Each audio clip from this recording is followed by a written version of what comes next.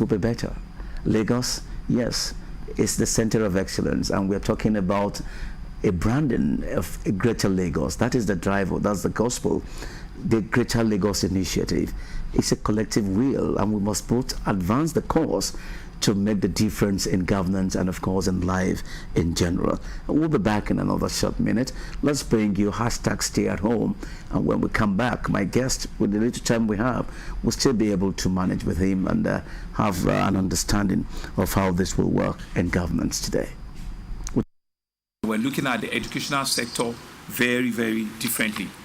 However, we will continue to have online learning with our higher institutional learning, which are currently going on.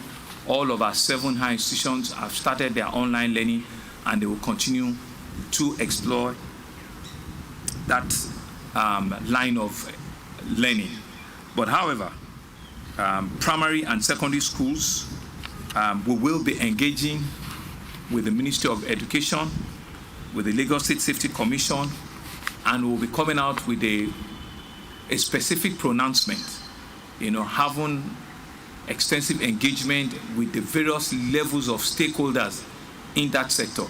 It's because of the very many stakeholders in that sector that we have not been able to make a full pronouncement. In 2 weeks' time, we'll be able to make a full pronouncement, once the protocols have been agreed with all of the various stakeholders at the primary and secondary school, as into when and how these institutions of learning, these schools, will be opening.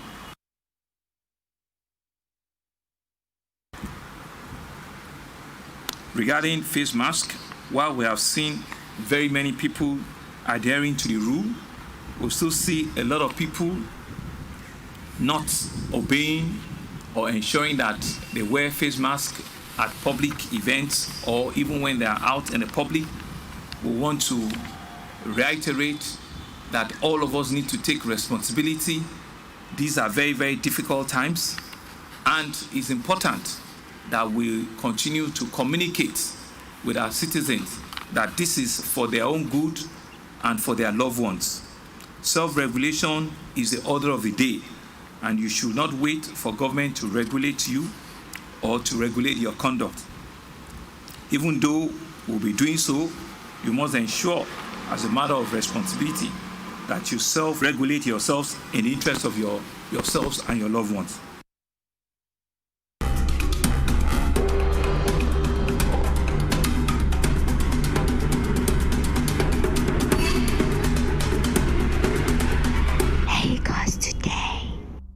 Welcome back. Thanks for staying with us. Well, we don't have much time, but my guest will have to come back again Wednesday, but we can still look at this discourse very briefly with a few times that we have. He's a member of the All Progressives Congress, and of course an activist, a voice of the voiceless, and of course a one-time chairman of Ward Dauphin local council, local government. It's a pleasure at any time to have him as our guest. Comrade Ayodele and Mr. We say very big welcome. Thank you for having me. Well, we know that you played a very prominent role during June 12. We are just looking at 27 years after, and of course with the declaration of June 12 as Democracy Day, we are looking at appraising democratic governance with that initiative, or with that which has come to stay in terms of referencing June 12 as Democracy Day. Will it lead us to a new chapter of governance in the country, or will it change the narrative of how the political dynamics of the Nigerian states are, or what's in your own thinking 27 years after, with the role you all played and the joy that you all have when it came to be announced that it is now Democracy Day? What do we have in the offing? Well, thank you for having me once again, and sorry for coming late. It's not you. We know. First and foremost, I want to condole the family of late Senator Bayo Oshinowo, who just passed. Yes, that's the breaking news. We are just saying that the senator representing Lagos East Senatorial District, Senator Bayo Oshinowo, one-time honorable member in the House of Assembly, Lagos State. It's a very painful... Fondly called Peperito. Yes. So sad. I pray to God to forgive his sin and grant him eternal rest. And for those he left behind, may God continue to be with them.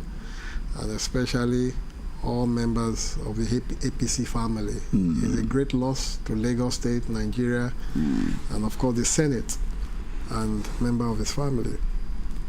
Having said that, it is a thing of joy that the government of Nigeria have recognized the fact that you cannot have May 29 without June 12. June 12 preceded May 29. And if that election have not been annulled, we will never have May 29th. I also commend President Buhari to have taken the bold step to recognize June 12 as the People's Democracy Day, and most importantly to affirm that President MKO Abiola did win that election, and for him also to apologize to the nation for the wrongdoing, especially during that era, and for honoring Chief MKO Abiola with the highest honor in the land. It is something that is very commendable.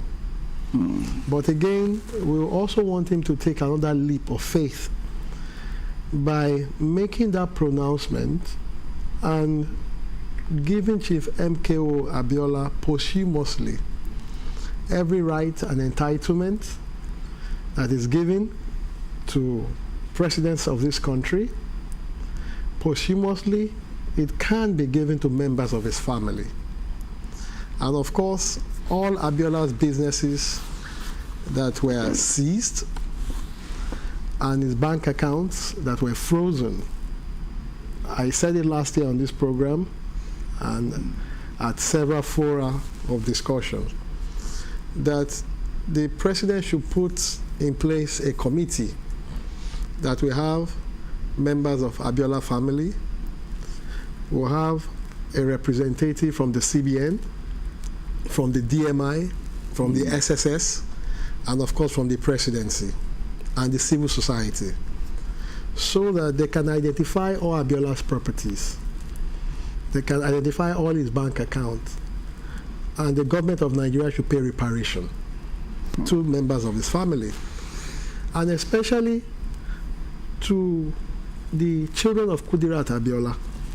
You know what it means to lose a father and a mother at a very tender age. Abiola was stupendously wealthy. He was a member of the Paris Club, a member of the IMF.